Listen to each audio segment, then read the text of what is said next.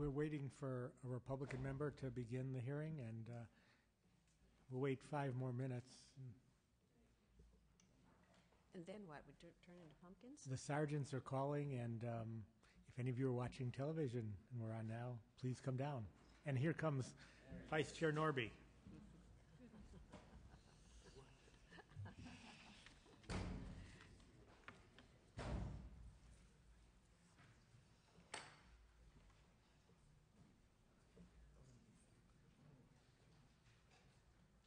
Okay, we'll call to order this meeting of the Assembly Higher Education Committee. We do not have a quorum right now, so we will meet as a subcommittee and hear our first and only bill. And once we have a quorum, we will move to a vote. Our bill is by Senator Liu, SB 969. Senator? Thank you, Mr. Chair. Members, students and families need the ability to plan ahead if they are to afford a college education.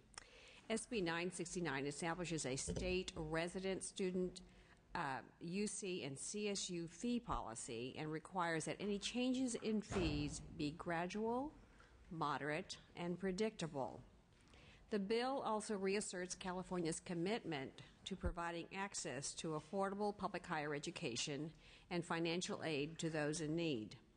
Under the bill, UC Regents and the CSU trustees would each develop a rational methodology for adjusting mandatory system-wide resident student fees. The process would be transparent and inclusive, and fees would not take effect until 6 months after they are adopted, or 90 days if the state budget is enacted after September 30th. As amended, the bill calls for data to be submitted to the legislature that will help us better understand the cost of education. I understand the segments are still officially opposed to the bill, but we are continuing to work with them to address their concerns. Recent amendments reflect some progress in those discussions, but there is more to be done. I ask that you move the bill today so those discussions can continue while the bill is pending Appropriations Committee. I thank Mr. Chair and thanks to your committee staff for your hard work on this measure, and I ask for your support. Thank you, Senator. Before we hear from any witnesses, I believe we have a quorum now, so I'll ask the Secretary to call the roll. Block. Here. Norby. Here. Adams. Chesbro. Here. Fong. Here. Fuller. Galgiani. Portantino. Here. Reskin. Okay, we'll move on now with witnesses in support. Are there any people present? Witnesses in support. Witnesses in opposition. I'll ask the witnesses in opposition. Do we get the there he is. Okay. the support side? So Okay. You get 2 minutes each. Mr. Chairman and members, Karen Zamaripa with the California State University System. I do want to start by acknowledging and appreciate the Senator's interest in continuing to work together. We always try to work in the spirit of trying to solve these issues together rather than have conflicts. So we look forward to that. Let me just identify the 2 or 3 key issues for the California State University that we think are important to address in this measure if it's going to move forward, and make sure that we're clear about its implications if it does as it's currently written. First, let me start by saying that when I started at the CSU in almost 30 years ago, we had what was called the Mattie Dills Act. And I spent the first 3 years working budget having the 3 words "in lieu of" added to the budget in the middle of the night, and we raised fees 20, 30, and 40% as a result of the drop in the state general fund support for the institution. I'm not sure that I believe that a statutory fee bill is going to provide the kind of predictability that we would all like to have, because, frankly, there's no predictability as it relates to general fund support for your higher ed institutions. As demonstrated in the last 2 years, precipitous drop. We've never experienced a $600 million drop in state support in CSU's history, except in the last 2 years. The options that we have are fees, Certainly, there's an argument that there are additional administrative efficiencies and access. $625 million in efficiencies is simply not doable when 85% of your budget is personnel, which are faculty and staff serving students. So we could kind of trim on the margin, but we're certainly not going to address that that way. So really our options become fees or reducing access. And what I would suggest to you is written, this bill will drive access downward. It will not ensure access, nor will it ensure quality. What we suggested is that if the legislature wanted to pursue this measure, is that the section on page 5, lines 29 through 34, that suggests that the per capita change or the annual change in fee increases is set aside, if you will, unless the state provides us enrollment growth and cost of living. What I would suggest to you is that you need to apply that to all three sections. You need to apply that to the maximum cap, you need to apply that to the annual change, and you need to tie that to the notice. Because unless you're doing that, you're not really creating a partnership between the state and the institutions.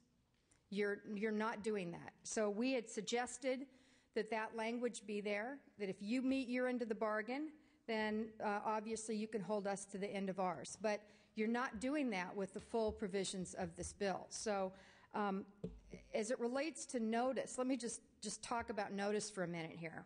And if you can wrap it up. Yeah, 6 months notice means that we would have to make decisions in January for the upcoming academic year. That is long before you have made a final budget decision, even if you do it on time.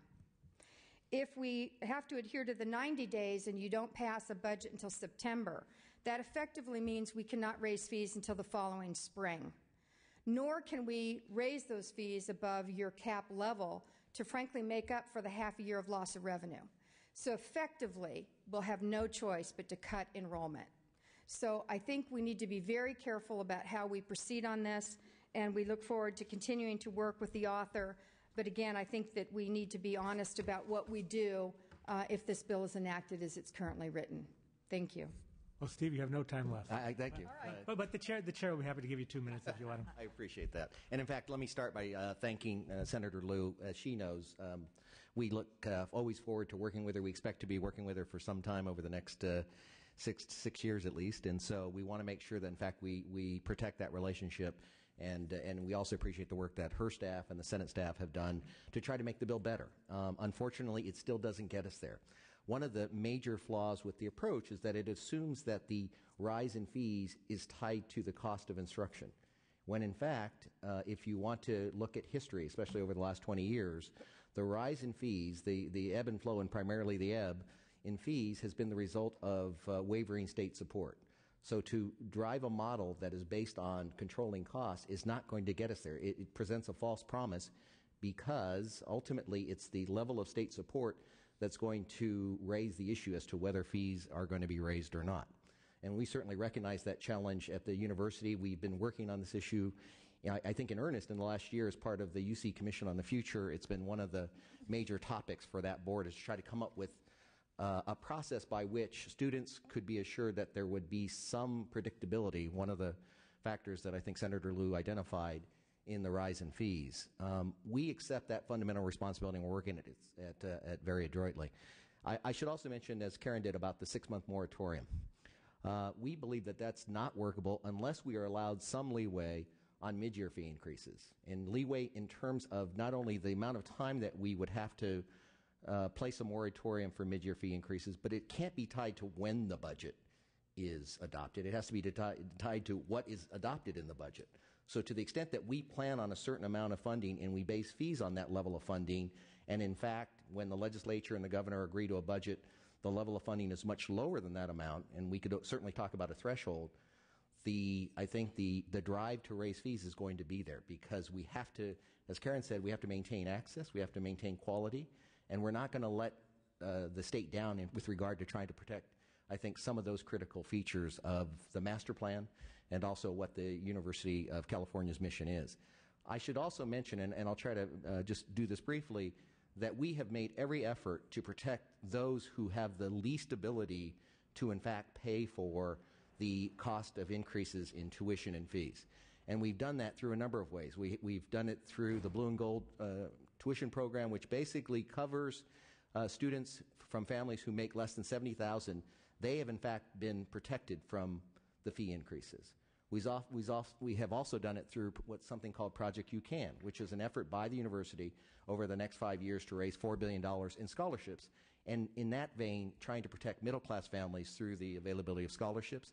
And then, like CSU, we turn back 1/3 of our fee increases go to financial aid. So the return to aid policy is, in fact, intended to protect to the greatest extent possible, coupled with Cal Grants, Pell Grants, and changes in federal law. I think we've been pretty successful in sort of softening, ameliorating the impact of the fees to those who have the least ability to pay.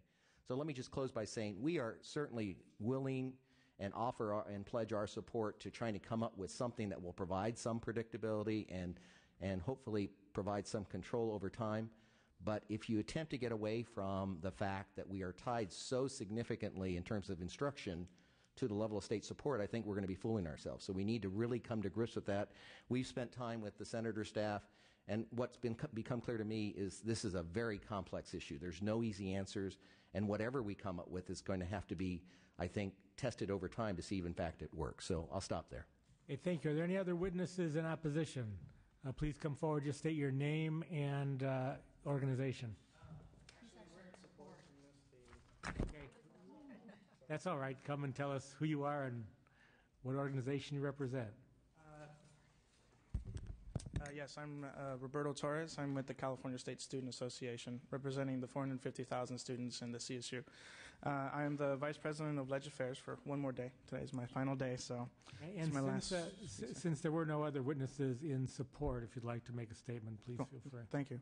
Well, definitely, we wanted to come out here and say thank you to the senator and to the legislature, all of you, for taking up this issue. This has been a very big issue that CSSA and all other student organizations have been fighting very hard to try and see what solutions we can bring to the unpredictability of our fees. As you know, last year the fees raised over 30% in a matter of months, while our students had already paid for their fees.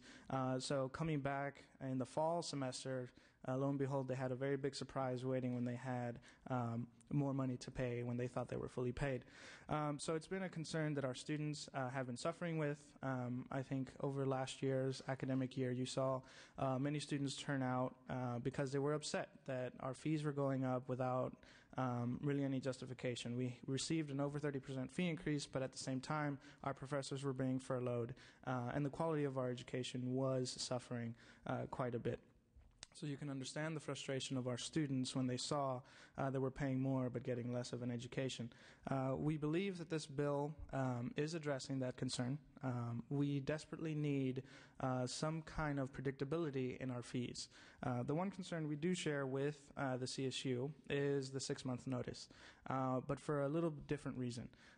We believe that when the 6-month or the 90-day requirement is put in place, essentially what you'll see is the CSU will go ahead and simply notify students that our fees will go up by the allotted amount by this bill.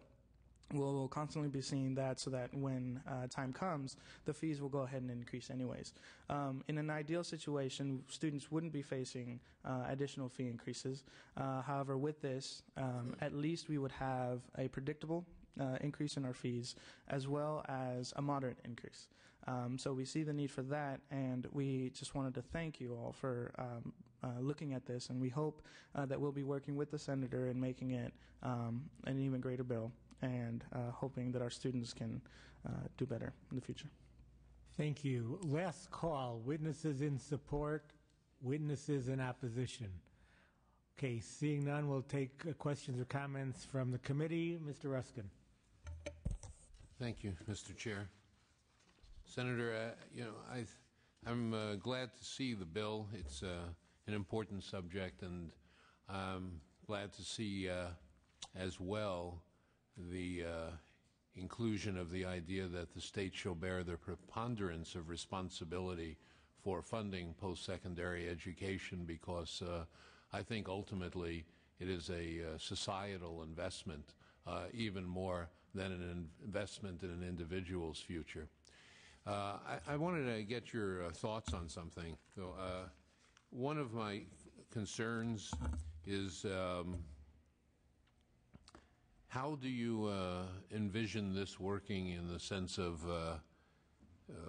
that the effort to provide some rationality, some control over fees, which I support, won't serve simply to reduce enrollments or reduce course offerings, so that in a sense you're trying to keep something in shape in one end, and then you lose shape in another part of the system. Well, I do agree with you. This is a very difficult subject that I think all of us need to weigh very carefully.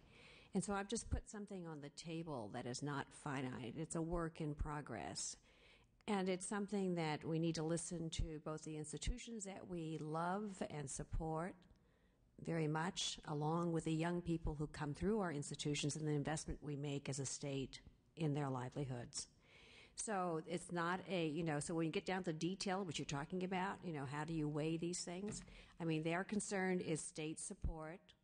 If the state doesn't come up with support, then they raise the fees to make that balance. So, it's a conundrum for all of us, and we can't, keep on raising the support, or we have not raised the support given our budget years.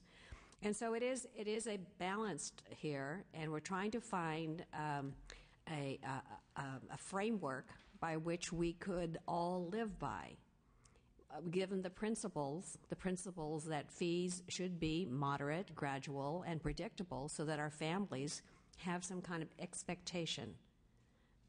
So saying that, this is what we have what we started with the bill has been amended out. We've had new things amended in. And so I think, today presenting this to you is just another way for us to have some more time to continue to talk to the institutions about how do we go about satisfying all of our various needs and coming up with something that's good for our kids who go to these universities.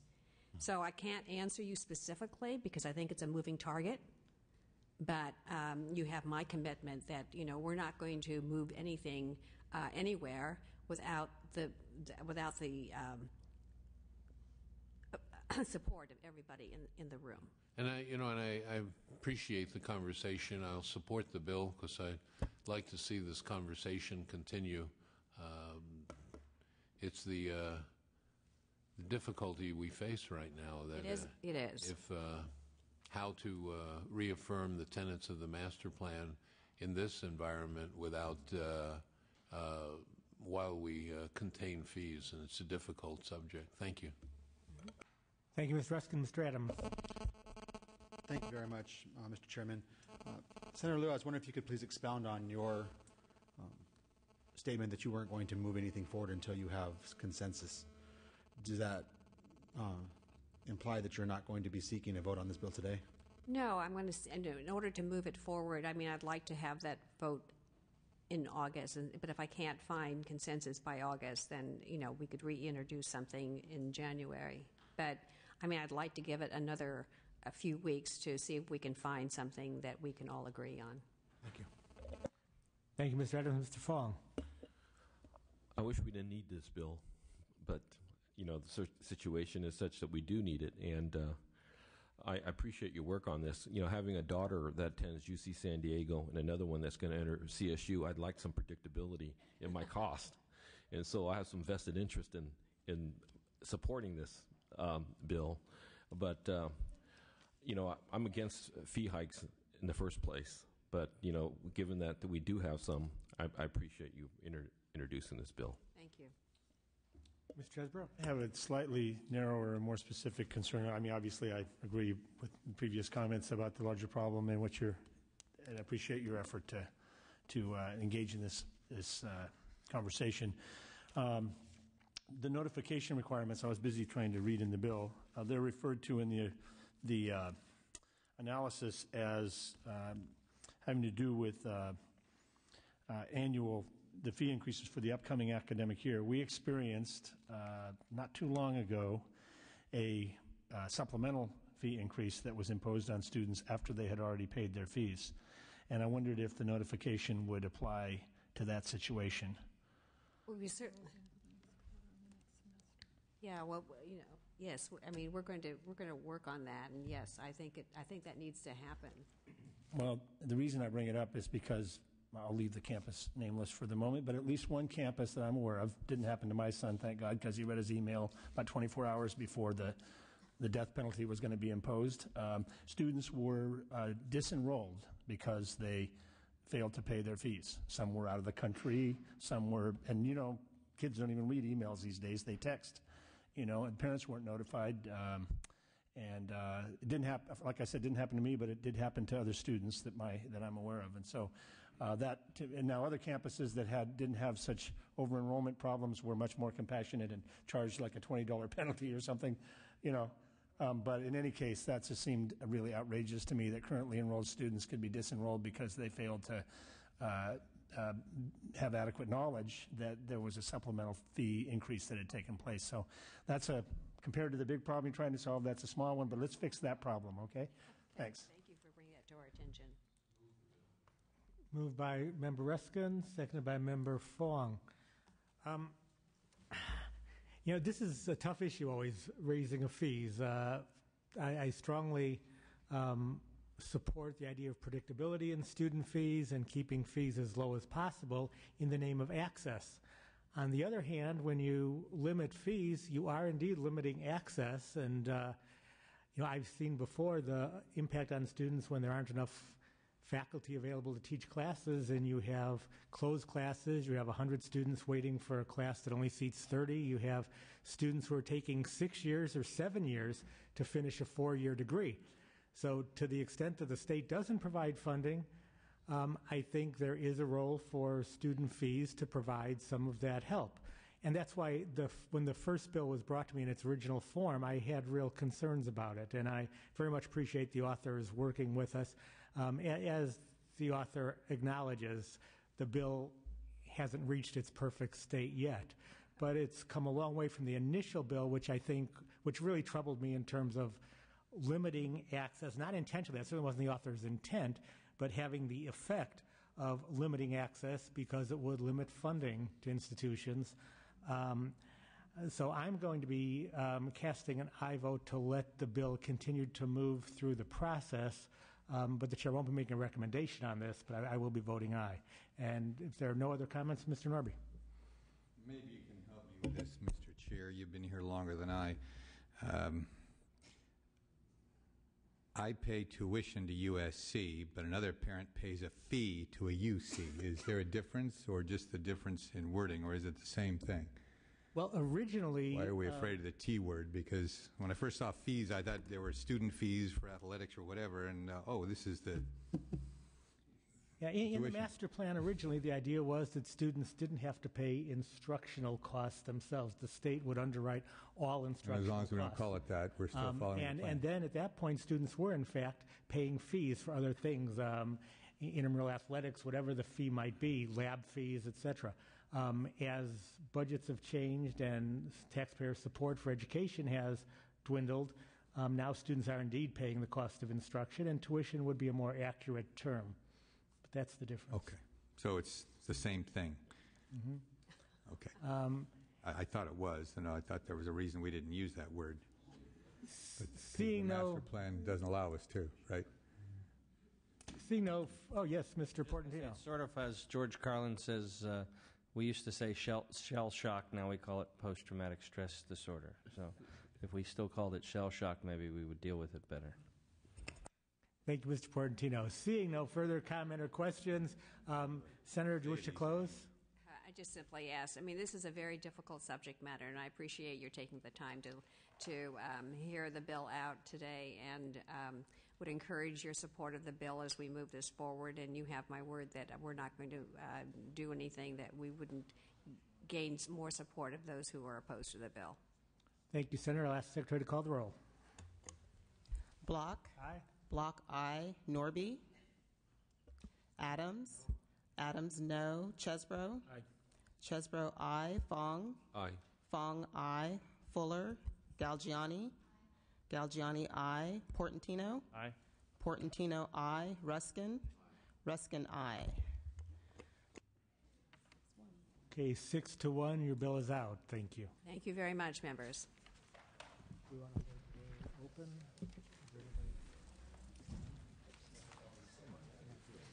Okay, this meeting is adjourned.